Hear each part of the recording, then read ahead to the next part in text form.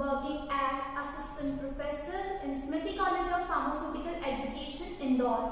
And the topic which is going on is Drug and Cosmetic Act 1940 and its rules 1945.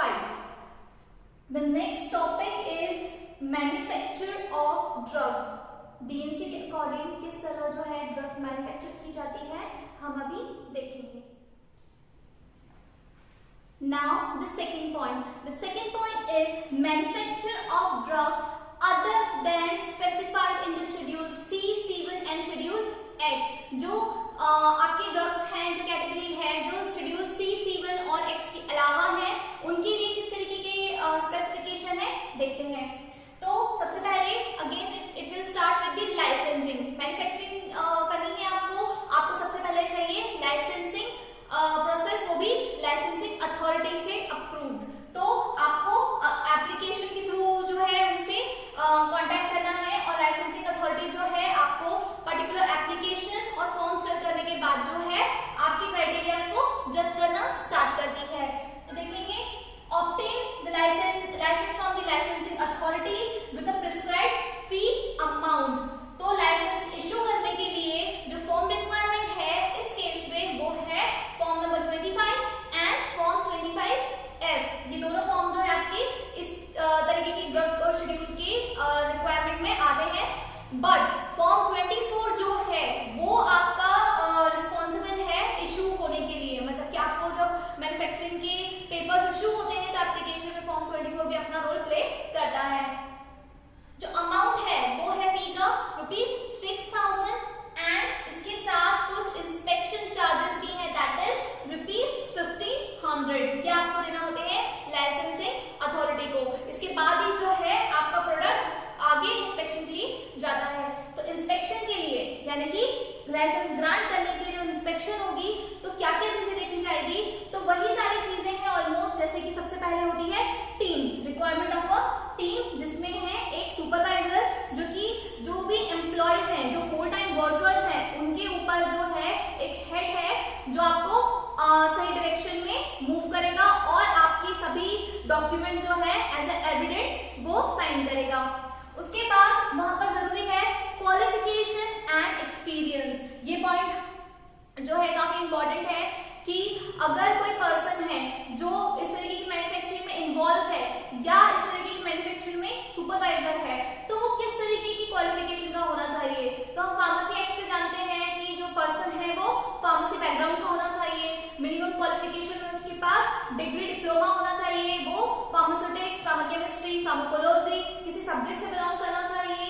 Otherwise अगर non pharmacy science student भी है तो उनके पास जो experience है इन pharma industry, in pharma manufacturing, in compounding and mixing, in dispensing, इस तरीके के जो एक्सपीरियंस है वो मिनिमम 1.5 साल का एक्सपीरियंस आपके पास होना चाहिए. अगर 18 मंथ एक्सपीरियंस आपके पास है रिगार्डिंग मैन्युफैक्चरिंग, कंपाउंडिंग या फिर इस तरीके के प्रोडक्शन में आपने अगर काम किया है तो फिर आप इसका एक पार्ट हो सकते हैं. तो ध्यान रखिएगा कि क्वालिफिकेशन क्या है और किस तरीके का एक्सपीरियंस आपका है, किस फील्ड में एक्सपीरियंस आपका है, वो एक इंपॉर्टेंट पैरामीटर है.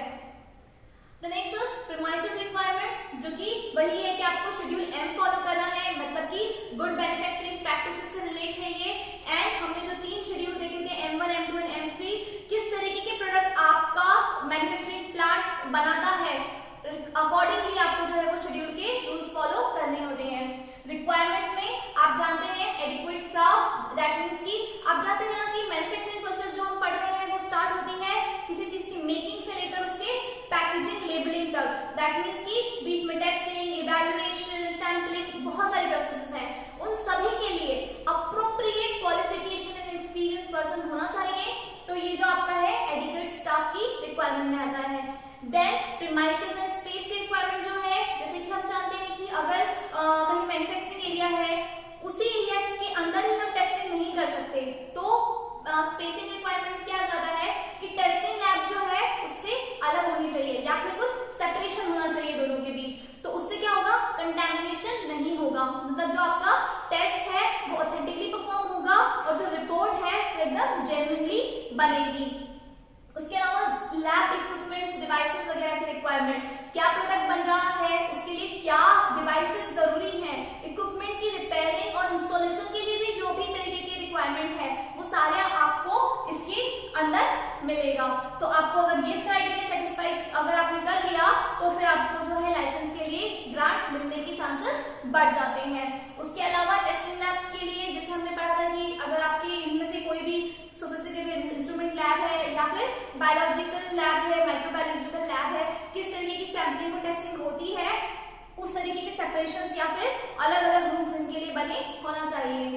फिर स्टोरेज कंडीशन हम बात कर रहे हैं वो ड्रग्स की जो C1 और X के अलावा भी होती हैं, तो वो भी जो ड्रग्स हैं उनकी स्टोरेज कंडीशन किस तरह की है, उनकी रिक्वायरमेंट क्या है, वो प्रोडक्ट किस तरीके का है, उसी से रिलेट करते हैं उसकी स्टेबिलिटी को भी, कि अगर आप गुड जो फिनिश गुड प्रोडक्ट है उसकी बात कर रहे हैं और उसे आपको स्टोर करना है तो उसकी स्टेबिलिटी क्राइटेरिया उसी बात पर डिपेंड करती है कि अगर आपने किसी सेंसिटिव प्रोडक्ट को जो कि सपोज एयर से जो है अगर एयर इंटरेक्शन से वो खराब हो सकता है, अगर वो लिक्विड फॉर्मुलेशन है या फिर कोई फोटो सेंसिटिव प्रोडक्ट है जो कि सनरेज से खराब हो सकता है, तो उसकी स्टोरेज कैसे करनी है ताकि उसकी स्टेबिलिटी पे कोई इफेक्ट ना आए। ये सारी चीजें जो है आपस में कोइंसाइडेड है, तो आपको ये उसी अकॉर्डिंग करना है।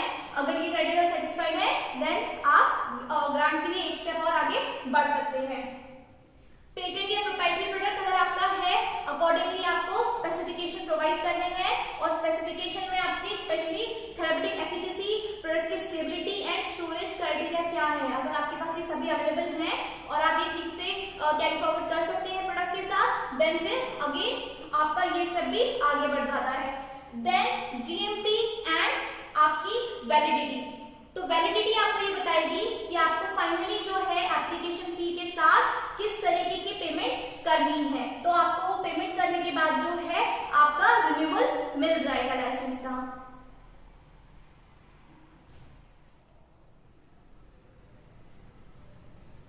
The third point is the manufacture of drugs for examination, test और analysis purpose।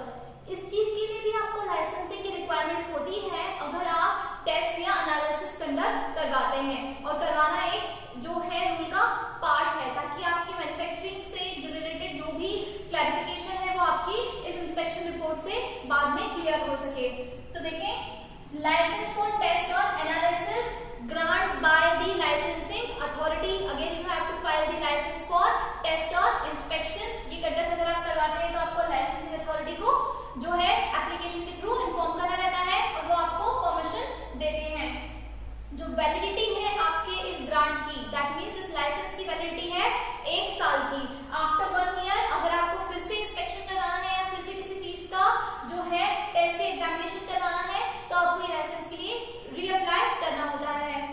देन रिक्वायरमेंट, हम देखते हैं कि वो क्या रिक्वायरमेंट उन्होंने बताई है। सबसे पहले ड्रग को एक कंटेनर में उन्होंने कहा है अच्छी तरीके से जो है आपको पैक करके रखना है, यानी कि ये आपका ड्रग प्रोडक्ट है तो आपको इसे कंटेनर में अच्छी तरीके से पैक रखना है एंड इस पे label with full specification.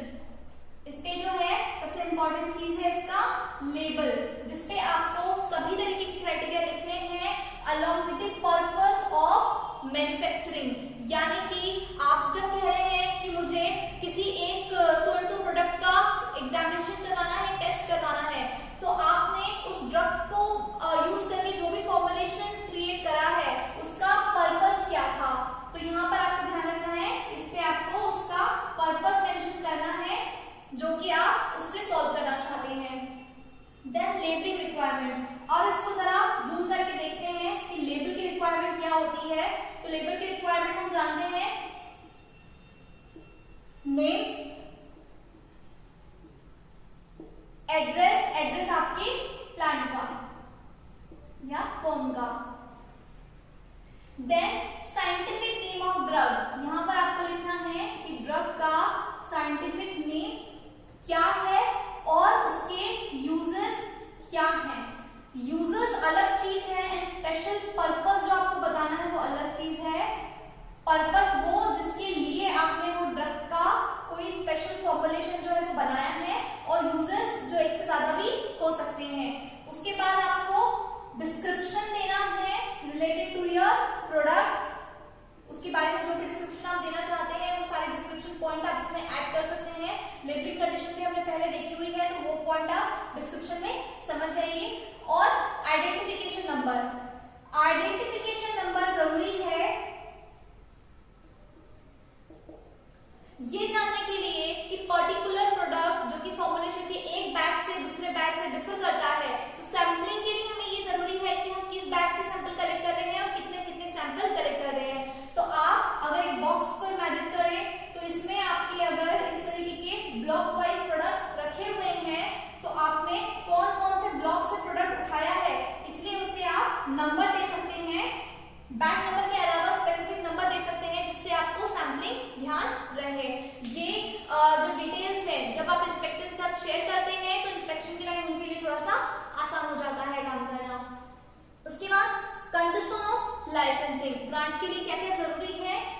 Drug should be exclusively for the purpose of manufacturer, जो हमने अभी देखा कि उसके यूजर्स बहुत सारे हो सकते हैं, लेकिन उसको यूज करके, पर्टिकुलर ड्रग को यूज करके आपने जो प्रोडक्ट क्रिएट करा है उसका पर्पस क्या है, जो तो वो पर्पस ऑफ जो है मैन्युफैक्चर आपको यहाँ पर मेंशन करना है। उसके बाद license should keep a record of quantity of drug used and name of person to whom it was supplied। तो आपको ध्यान रखना है कि जो क्वांटिटी है ड्रग का, जैसे सपोज हम एनडीपीएस की बात करें, अगर हम किसी नार्कोटिक ड्रग का कोई प्रोडक्ट बना रहे हैं और उसका छोटा से छोटा अमाउंट जब हमने प्रोडक्ट में यूज करा है, तो आप बता दीजिए कि आपका 0.24 ग्राम का कोई प्रोडक्ट है और उससे रिलेटेड आपने जो है इतने नंबर ऑफ बॉटल्स बनाई और किसी ए पर्सन को जो है सेंड कर दी।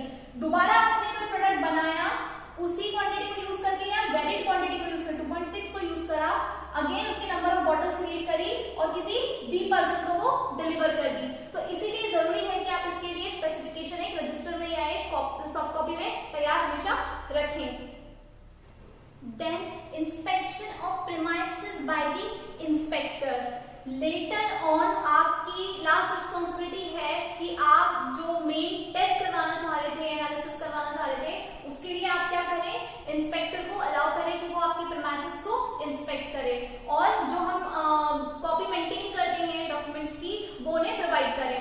उसके अलावा हमें ये ध्यान रखना है कि जो भी उनकी तरफ से जो आपको रिस्पॉन्सेस मिलते हैं, दैट इज कि इंस्पेक्शन बुक मेंटेन करना है आपको और उसमें आपको जजमेंट नोट करना है। जजमेंट जो है वो पॉजिटिव भी हो सकता है एंड कुछ डेफिशिएंसी भी हो सकती है, और